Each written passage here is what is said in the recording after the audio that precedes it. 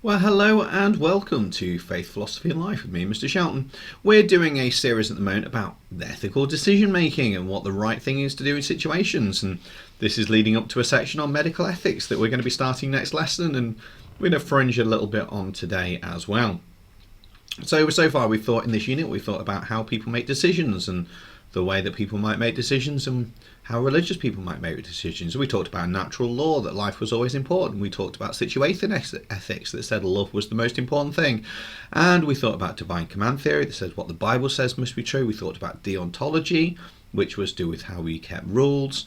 And we talked about utilitarianism, which was the helping the greatest amount of people, even if it meant offending one or two. I've got some situations behind me here. I'd like you in your book to rank them from A to D, so you need to read them over, and if you think A is the worst crime, put that at the top, and if you think D is the least worst crime, put that at the bottom, and explain why you've chosen the top and the bottom ones. So have a look at that, and then come back to me.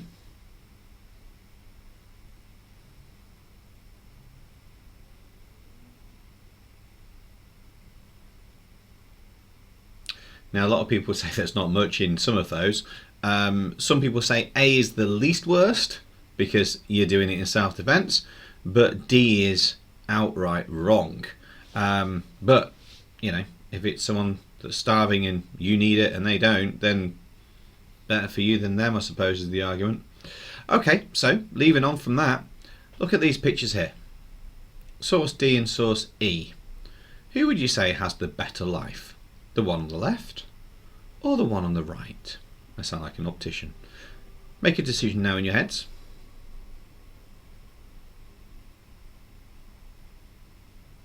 Okay, let's just change this situation slowly. That source D, the woman on the left in the by the swimming pool, doesn't have a very good life. In fact, she's very, very lonely and doesn't have anyone that cares for her. Person B person E on the right, yes, it's a single mother, but she's got a family that look after her, and they come and visit her most days, even if she hasn't got very much. Who would you say has the better quality of life now?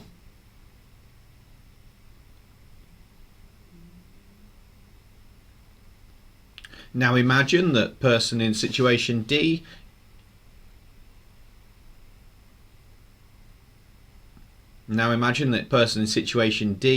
is actually seriously unwell. They've got a terminal illness, so they can't actually get into the pool, and that person there's their carer, their butler, who basically has to help them in every possible way. Person E is all lonely. She has no one that visits her. She has nothing. That is the state of her world. You see it there. Who would you say has the better quality of life now?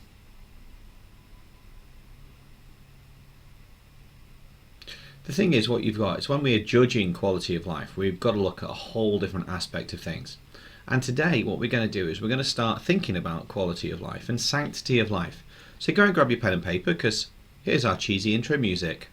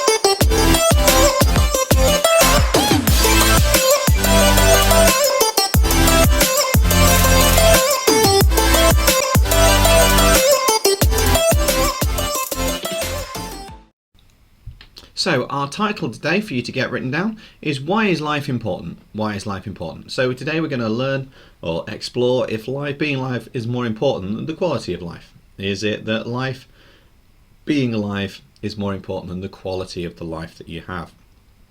As usual, do pause me as we go, and obviously The more you can get down, the more notes, the more reflection you can do, the better the learner you are.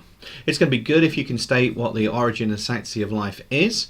Great if you can explain what Christians believe about the origins of sanctity of life, and even better if you can explain different beliefs about the life and apply this to an exam style sort of question I want to introduce you to today. During today's session, we're going to look at some definitions, we're going to gather some information, do a big question, and then think about who you would save in yet another very difficult situation. So first off, have a look at this picture. What 4-letter word is it that this picture is all to do with? It's not difficult. What 4-letter word is this?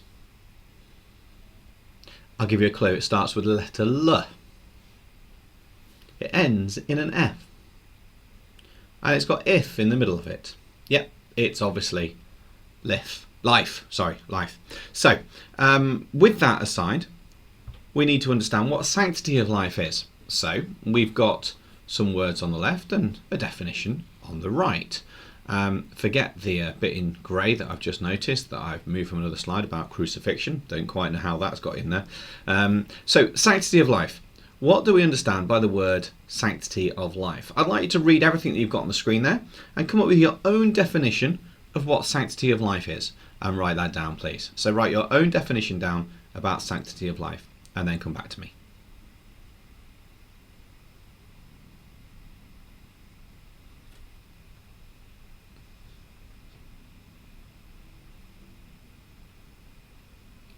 Brilliant. So what I now need you to do is in the description below you'll find a link to a marketplace activity, a resource bank, and a grid like this. I'd like you to load those up. The grid, if you can print, that would be great. If you can't print, don't worry about it because there's not a huge amount of written work on the grid anyway. It just looks pretty, at least that's what I think. You could disagree. And what I'd like you to do is to summarise the marketplace information literally into 2 or 3 bullet points for each section. You're not going to be spending very long on it, on each section that is. The whole thing's going to take you about 20 minutes or so. This is not a copying exercise. I always say that, do not copy. There is no learning in copying. So I want you to go through that now and try and get some notes written down for each of those sections. So come back to me when you're done and we'll look at what the Catholic Church teaches as well specifically.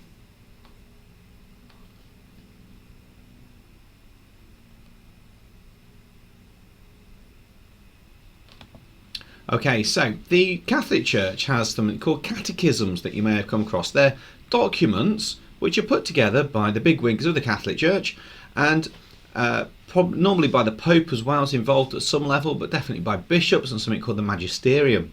So the Catholic Catechism says this: human life must be respected and protected absolutely from the moment of conception. So human life is so important that the point the sperm and the egg meet together, that is a human and it must be protected. So you've then already got an idea about abortion, but let's not do spoilers, we'll come on to that next time. Catholics believe that the sanctity of human life for the following reasons. They say that life is a gift from God. They say that humans are made in God's image and so have immortal souls, and it's the goal of this life to have eternal joy with God in heaven. So what I'd like to do in your book is to explain what the Catholic Church teaches about sanctity of life. So read that over. What does the Catholic Church teach about the sanctity of life? And then come back to me.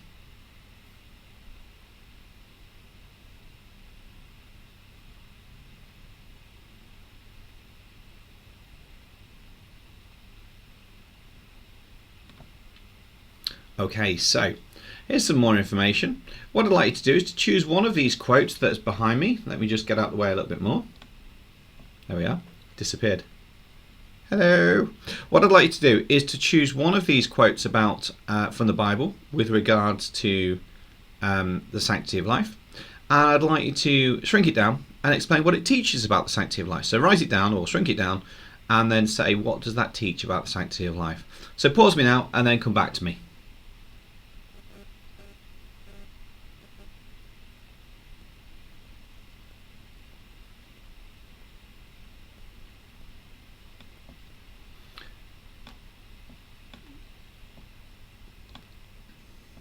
Okay, so back now, nice and big. So we said this lesson we'd explore if being alive is more important than quality of life. So we talked about quality of life at the start. We talked about sanctity of life there. So hopefully you've got an idea about what the origins and sanctity of life is to do with, that we've talked about already on your research, talked about what Christians believe about it, and now we need to apply it to our exam style question. Now, before we get hung up about this is not complicated. Explain 2 different Christian attitudes to the sanctity of life. Now, you know what the Church of England think because you've been reading that information, and you know what the Roman Catholic Church teaches because you've been reading that information. Now, both are Christian, so you need to think about some Bible quotes, you need to look at the information that you've got, and you need to remember point, evidence, explanation and change. PEAK, as I like to call it, point, evidence, explanation, change. Try to do 2 paragraphs on that. This will take you 8 minutes or so, and then come back to me when you're done.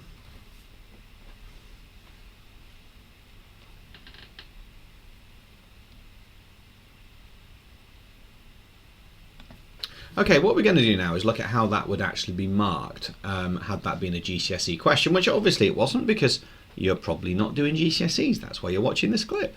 But you might be at some point in your little lives. So to start off with then, what you need to do is you need to identify, have you used any quotes or any sources of authority? So things like the Catholic Church Catechism, any Bible quotes. If you haven't, you cannot score above 5 or 6 marks of band 3. If you look very carefully, it says and then in the 3 or 4 below it says and or. So if you don't have a quote in there or a source of authority, you can't be doing that well. But it's at least a band 3, band 4, 5 to 8 marks. So maybe that needs to be your even better if comment. Then what you need to do is you need to look at religious terms. Okay, if you look at band 1, it uses specialist terms in a limited way. Band 2 uses specialist terms in generally accurately.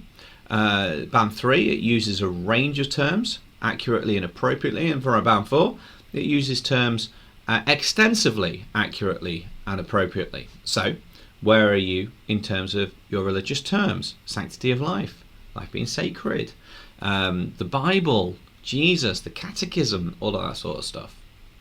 Maybe that needs to be your EBI.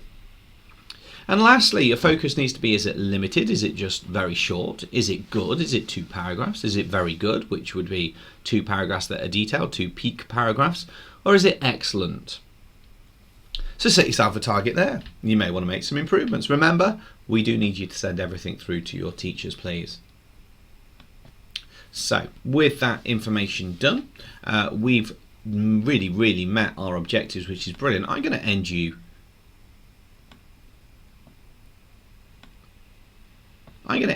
with this behind me. Using what we've learned today, I would like you to rank these situations. You don't have a huge amount of information on this, I get that. But who would you save? Who might you save? And who would you definitely not save if there was something you had to save? You know, in terms of, let's say there was a fire and you had to rescue that person, would you or would you not? So who would you save? Who would you not save? And who would you definitely not save? And explain why. You could do it in 3 columns if you wanted to, and then do a summative judgment, or you could just sort of choose one from each category and explain your position on that. So I'm going to leave that there while you get that done. Please get that sent through. Thanks for your time. Take care, stay safe, wash hands, God bless you, and I'll be seeing you soon.